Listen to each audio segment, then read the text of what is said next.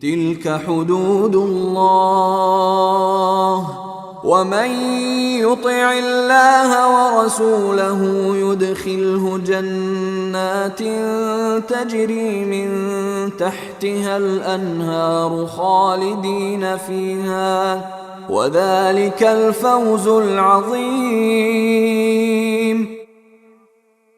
یہ اللہ کی مقرر کی ہوئی حدود ہیں، اور جو شخص اللہ اور اس کے رسول کی اطاعت کرے گا وہ اس کو ایسے باغات میں داخل کرے گا جن کے نیچے نہریں بہتی ہوں گی، ایسے لوگ ہمیشہ ان باغات میں رہیں گے، اور یہ زبردست کامیابی ہے۔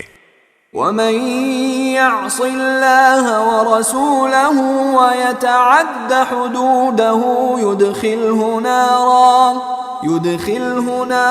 خالدا فيها وله عذاب مهين۔